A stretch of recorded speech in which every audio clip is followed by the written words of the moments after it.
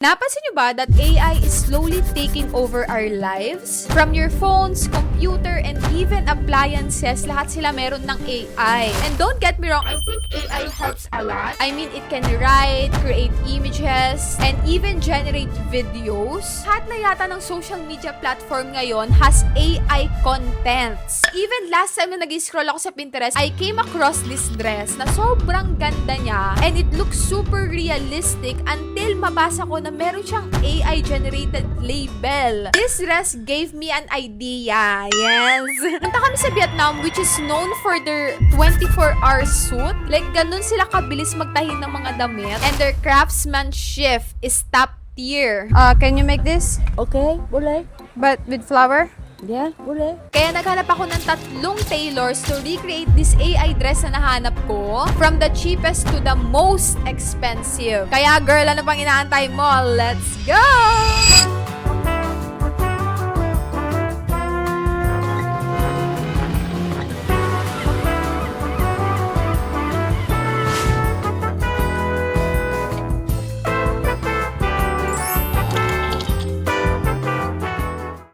Finally, nakapag-check-in na kami. Ito yung room namin. So, room tour. First, dito ka papasok. Yan. And then, andito yung lagay ng damit. One night lang pala kami dito. So, carry lang kahit maliit lang siya. Complimentary minibar. Sa CR. Bongga yung CR kasi merong bathtub. Yan. Oh, diba aesthetic? And then, ito yung bowl. Ay, yung shala! Parang sa spaceship. Oo, po sa kahugasan. Parang lilipad ka po. Ito yung ating vanity. Vanity, gaganda ng vanity. Mirror shot. Tapos, maluloko kayo kung sobrang ganda ng view namin, guys. So, yung TV. Medyo maliit lang yung room, pero at least pasabog yung ating view natin. So, ayan yung view, guys. Pwede ko mga sa labas. Oo nga, ang init sa labas. Kaya pala mura tong hotel na to. Sabi ko, ay, bongga naman ng hotel. Ang ganda. Gulat ako. Ganito yung view namin. Importante may matutulugan tayo. Ang lambot. Ang lambot niya, loves. Oh, di ba? Nababago. Okay, yun lang, guys. Naghanap na agad ako ng mananahe that can recreate this dress.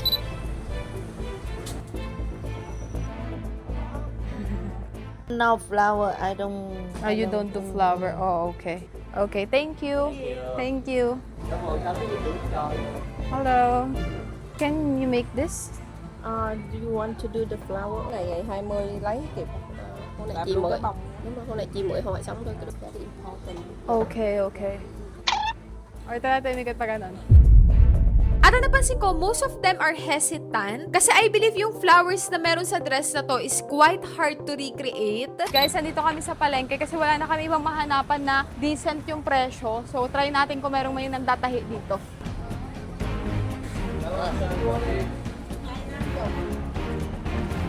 Hello, you make dress? This one. Inshallah. What the dog doing? No, no. Yeah. What color you want? That's same. Flower cannot do. Sun do Oh, okay. You do suit không? I do suit one day với There? Sắc It has flower. Okay. No, oh, okay. like that. It's okay. Thank you.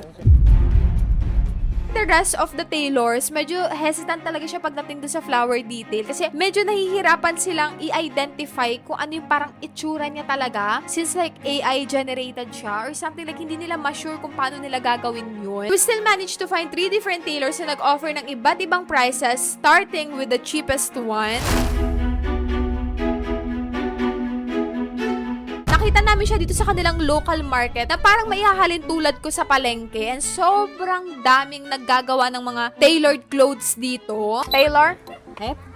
Can you make this? Okay, boleh. But with flower? Yeah, boleh. You can? How much? You want do hep or fabric? You have fabric? No. Sabi niya sa akin, she can actually make a suit in just 24 hours. Like, yun ata yung parang pinaka ini-specialize niya. Yes. Saturday? 18? Yeah. I can pick up? Yeah. Okay. Kaso lang na nakita niya inspo picture ko, napansin niya yung mga bulaklak na naman nga. Sabi niya matatagalan daw and she needs 3 days to recreate the dress. And girl, kung tutuusin, mabilis na yun. Đồng ha? Yeah, dong. 1,500,000. 1,500,000. Yeah. You accept card? I show you can ha? I show you my picture, you see. Talaga si ate talagang wala nang pasigoy-ligoy pa. Yes, I can make. Nakita niya yung bulaklak, no problem. Yung iba doon sila nag-aalangan sa bulaklak kasi nga medyo ano siya, komplikado siya. Quoted me 1.5 Vietnamese dong or around 3,500 pesos.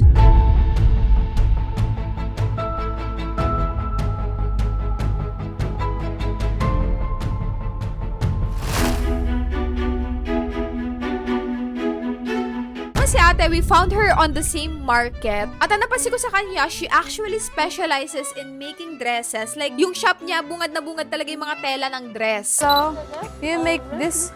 Can but the flower put the outside and do hand make this one. Yeah. Can you got the time? Our flight is 20. 20. Sabi niya, she can make the dress in just 2 days. Yes, bongga. How much do you think? With the flower behind got the flower. Vietnam dong quick the tailor make. 2.6. Yeah dong. I order flower here. Okay, okay. Designer flower for you. Okay, good. Okay. Yeah, good. You want order now? Yes. And she quoted me 2.6 million Vietnamese dong or around 6,000 pesos.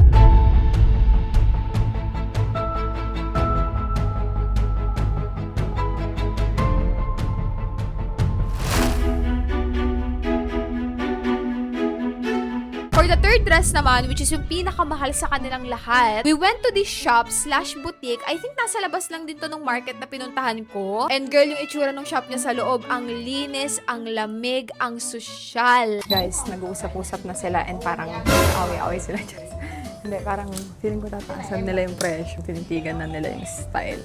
Hopefully hindi nila taasan kasi okay na ako dun sa price. Em chỉ muốn này thôi, cái này bên ngoài có từ bên 4,800,000.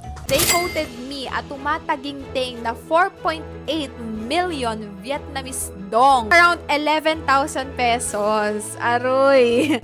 You accept card? Sir? Saturday. 3 p.m. Okay. Kaya girl, utang na loob. Mag-subscribe ka naman. Cherries.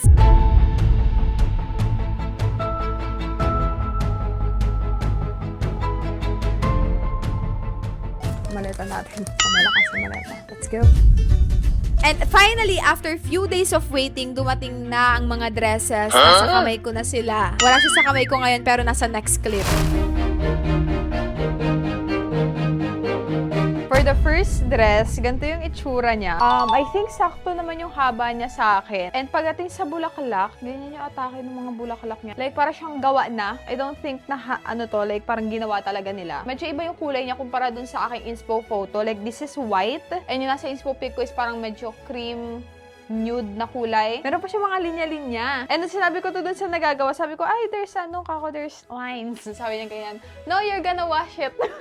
Hindi ko na to lalabhan or hugasan, sukatin ko lang muna siya. Let's see kung maganda ang kanyang fit. Medyo hiwa-hiwalay yung may mga bunging parts yung sa flower area. Ayun, kay taas yung kilikili ko. May bulaklak sa ilalim ng kilikili ko ngayon, Pel. Meron talaga siyang bulaklak dito. Hindi niya iniwanan ng gap. Ang napansin din ni Bricks, medyo mahirap daw siyang i-steam kanina nung ini-steam niya to compared sa mga other dresses. At ako naman napansin ko, talaga kasi nag-iisang dress na hindi ko finit doon. Hindi niya na pinafit sa akin. Medyo maluwag siya dito sa bewang na part. Like, parang kaya pa siyang i-snatch. Nagmumukhang nag-iba yung shape ng katawan ko. Maganda yung tela, malambot. Like, compare sa mga, like, for 3,000 pesos, maganda yung quality niya. Though yung design and yung kanyang details, hindi ganun ka-perfect. This is way more than what I expect. Ang ganda nung tela na ginamit niya dito, to be honest. Mabigat siya, maganda yung bagsak niya. Diba? Ang ganda ng bagsak niyo. Sinakpa mo siya sa bewang, parang pwede na siyang pangkasal. Like, parang pwede ka na ikasal sa gantong ano, no? Parang hindi ata straight yung pagkakat niya, no? Like, parang siyang paslant. Ang ganda, and I'm so excited na makita yung ibang dress. So, let's go! Verdict for this dress, I think it's worth the price. Actually, mas mababa pa nga yung expectation ko kasi parang nasa 3,000 lang to. Sobrang pulido yung pagkakagawa. I think it's still wearable naman. May mga chalk siya here and there. Hindi ganun pantay yung zipper sa likod. Pero overall, okay naman siya.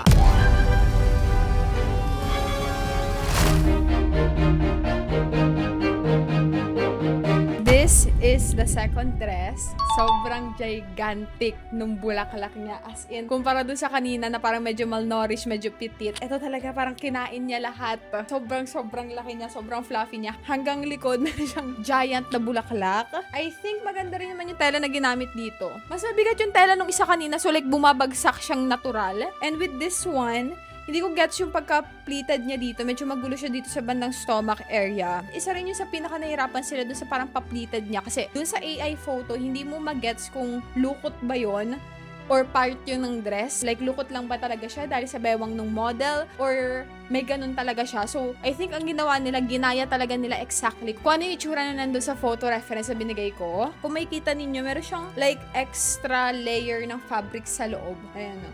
Meron pa siya niyan sa loob. Ayan. Hanggang dito yan sa taas. So, parang extra coverage. Though, yung tela niya medyo mas manipis. Siguro kaya dinoble nila kasi manipis siya compared dun sa nauna kanina. I think mas maganda yung flower na to. Hindi ko lang alam kung na-overpower niya ba yung buong dress, pero parang unang tingin mo pa lang sa kanya, wow factor. May wow factor siya. Yung zipper niya nandito sa gilid, tago, unlike dun sa isa kanina nakitang-kita mo sa likod. And ang ganda niya, I like it. Ano pa siguro dito, mas komportable siya kumpara dun sa isa. Like wala siyang bulaklak sa loob ng kilikili ko. So like mas madaling mag-anetch, gumalaw-galaw. Though I think kailangan kapag susutin ko to yung buko nakatali kasi parang mukha ko may bukol sa likod do pag naka-side, di ba? Natatakpan niya yung ano ko, di ba? So, mas maganda dito, medyo naka-updo. Malinis yung kanyang mga tahe. Wala siyang, alam mo yung mga sinulid na ano. Tapos, wala rin siyang mga chalk. Ayan, no, sobrang linis yung pagkakatahi nila. Wala siyang mga wrinkles na nagaganap. And I can definitely see kung bakit mas mahal siya ng konti kumpara dun sa isa kanina. Kasi ang lalaki ng bulaklak kayo, giant talaga eh. Final thoughts for dress number 2. Gigantic ang flowers niya, te. Like, para siyang carnation. Carnation ba yun? Yung malaking bulaklak? Para siyang statement dress. Hindi ganun kaganda yung para mga pleatings. Pleatings na tawag doon. Yung mga hiwa-hiwa niya sa bandang chan. Well, I think nako-confuse sila sa itsura ng mga parang fold-fold na yon. Bet na bet ko dun dress na to, ang lalaki ng bulaklak niya talagang parang unang tingin mo sa akin, bulaklak agad yung makikita mo.